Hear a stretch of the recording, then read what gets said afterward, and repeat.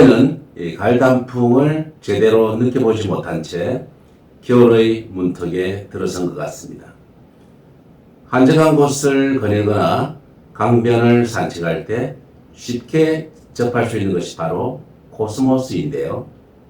어디를 가든지 이러한 가을의 아름다운 정취를 한껏 느낄 수 있는 우리나라의 또 다른 자랑이라고 한다면 참으로 다양한 곡식과 과일이 풍성하다는 것입니다. 이렇게 멋지고 풍성한 나라는 결코 저절로 만들어진 것이 아닌 것 같습니다. 오늘은 가 선생님을 모시고 아름답고 풍요로운 대한민국 이야기를 나눠볼까 합니다. 가 선생님 어서 오십시오.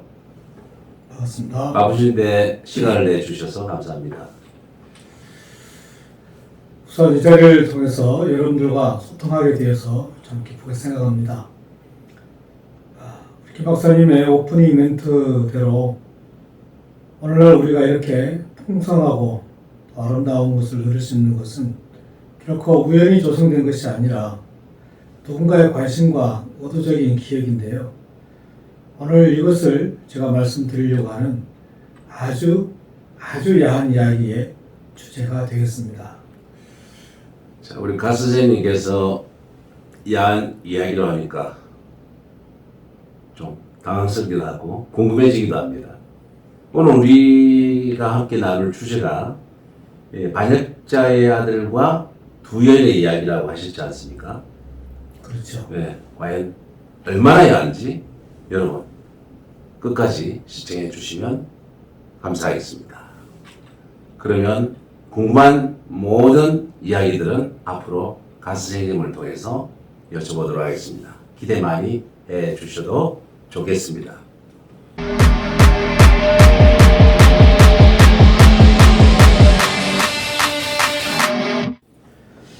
자, 가을을 상징하는 꽃 중에 꽃은 저는 코스모스라고 생각합니다. 그렇죠. 도로가에 활짝 핀 코스모스. 전국 어디를 가도 어김없이 우리를 반기는 것이 코스모스가 아니겠습니까? 네.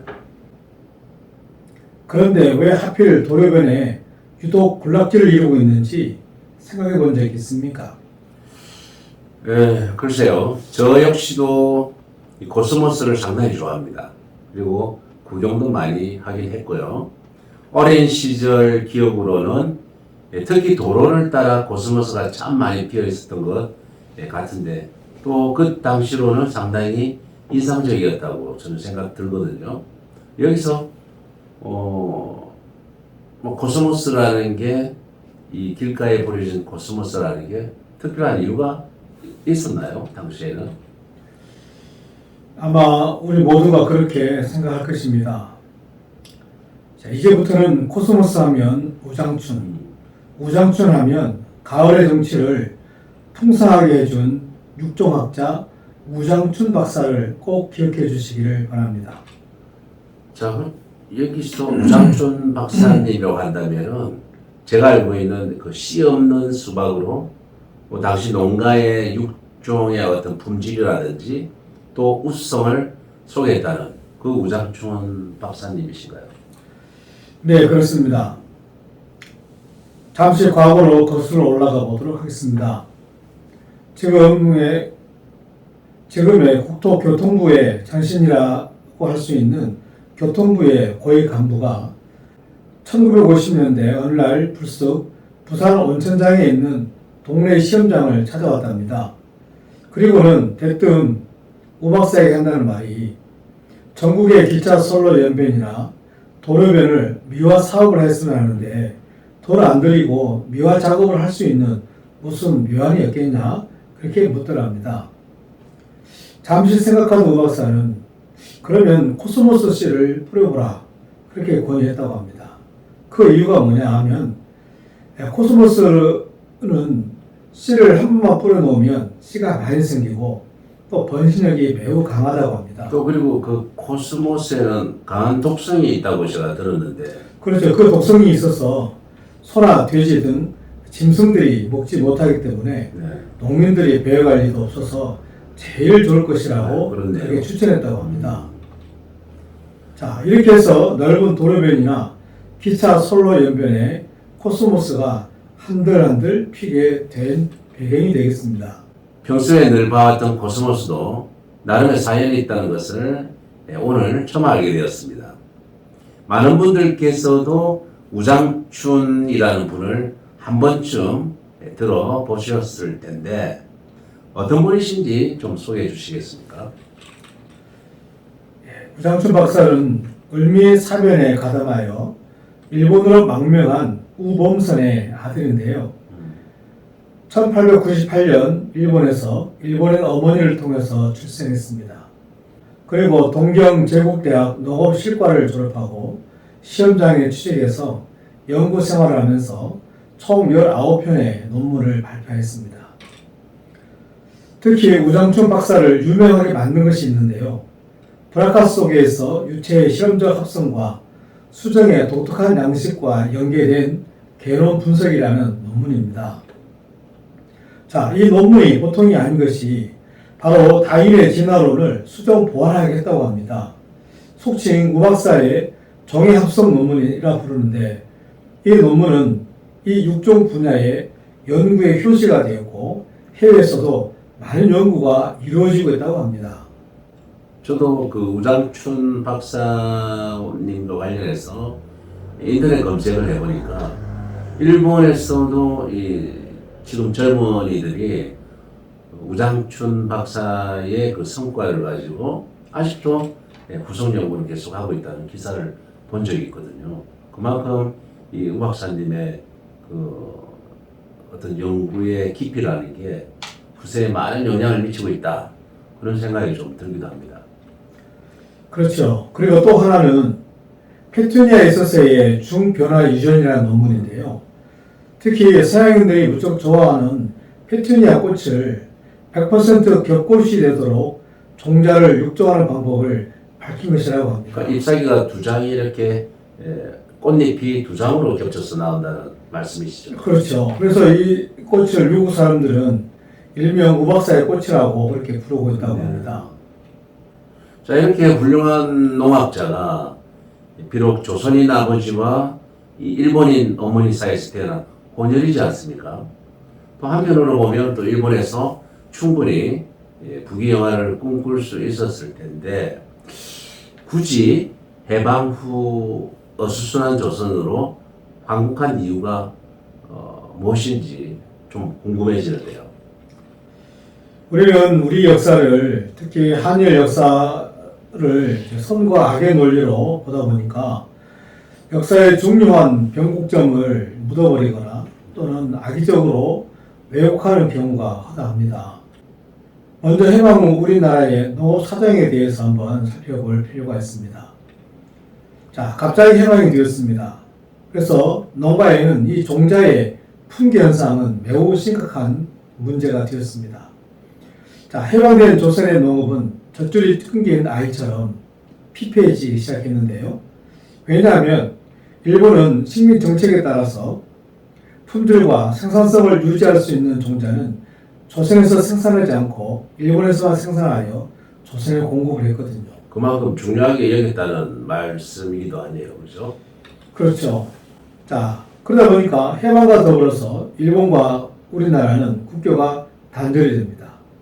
자, 그리고 해방 이후에 영농 기술을 주도하던 일본인 공무원과 학자들이 일시에 도망치듯이 일본으로 귀국했잖아요. 그렇게 된다면은 주로 그 종자를 일본에서 들어왔던데 일본인들이 모두 귀국하게 되면 종자도 귀해지지 않겠습니까? 그래서 당연히 이제 종자의 여기 풍기 현상으로 농가는 그야말로 치키탄을 맞는 그런 형국이 되고 말았죠. 자, 농사를 지으려면 어떻게 하죠? 우선 종자가 있어야겠죠. 그렇죠. 종자가 중요하죠.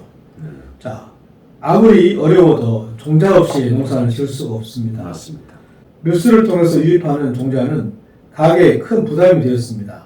그리고 국가적으로도 달러가 일본으로 유출되는 그런 이중고에 직면하게 됐다는 것입니다.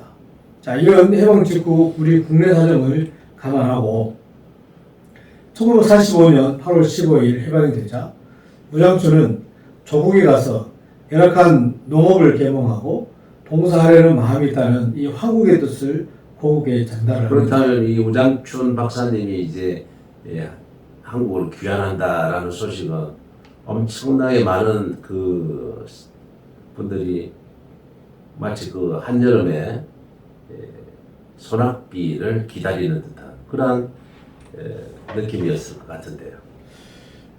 뭐 그렇게 우리가 표현할 수 있겠죠. 가뭄에 단비 내리듯이 그야말로 이제 그 한국 소식은 농업에 또 종사하는 사람들에게 있어서는 큰 희망이었겠죠. 자, 그 다음에 또 어떻게 이어지나요?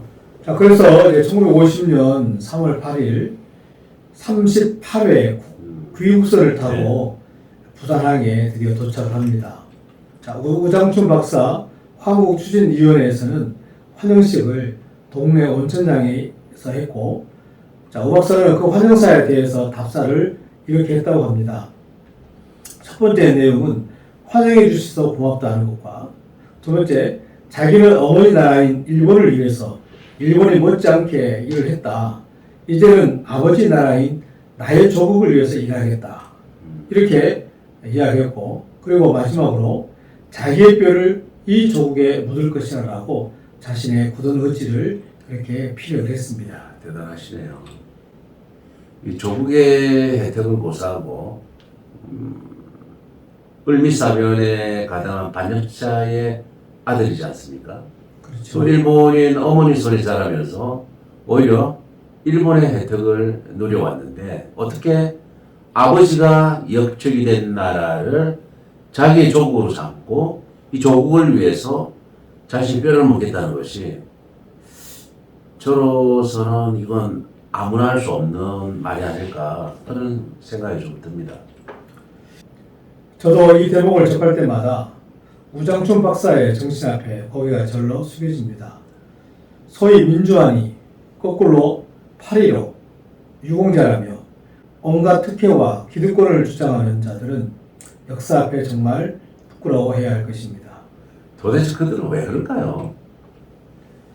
사실 민주주의 나라에서 민주화 운동을 했다고 하는 이유 하나만으로 새로운 신분 계급이 되었습니다. 그 기득권을 이제 와서 자기의 자녀들에게 승계하기 위하여 온갖 특혜를 챙겼지 않습니까? 그것도 자기들끼리만 은밀하게요. 과연 이 자들이 나라와 조국을 위하여 한 일이 무엇인지 묻지 않을 수가 없습니다.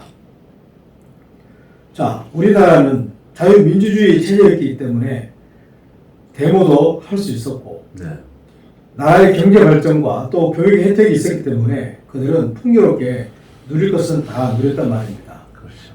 도대체 그들은 누구를 위해서 무엇을 위하여 운동했는지 그들은 이제 스스로 답을 해야 할 때라고 생각합니다. 자, 우장춘 박사의 조국과 운동권들의 조국은 사뭇 차이가 많은 것 같습니다. 이것뿐만이 아닙니다. 일본에서 보내온 우 박사의 짐을 풀었는데 대부분 육종에 관한 서적과 실험용 기구 그리고 각종 종자들로 가득했다고 합니다.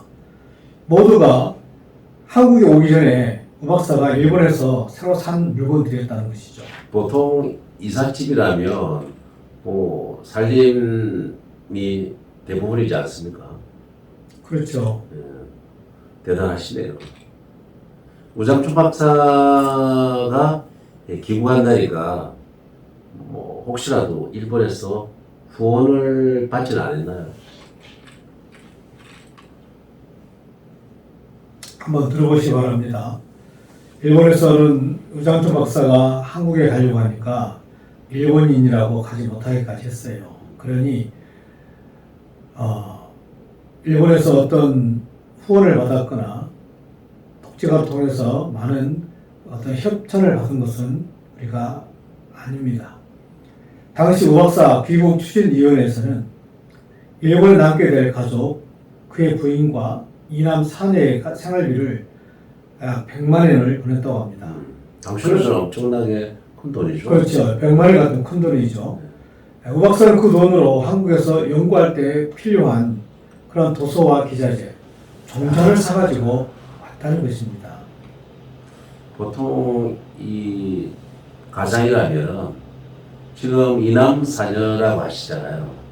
그 가족이 벌써 아내를 포함해서 7명인데 먼저 가족들이 생활비로 쓸 수 있도록 하는 게 보편적인 가정의 가장이지 않습니까?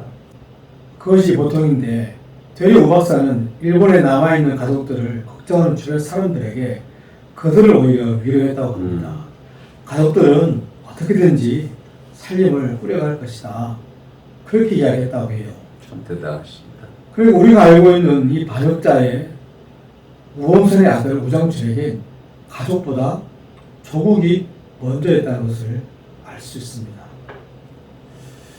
자, 오늘은 가 선생님과 함께 조국의 번영을 위해 자신의 삶을 기꺼이 희생한 세계적인 육종학자 우장춘 박사 이야기를 나눠봤습니다.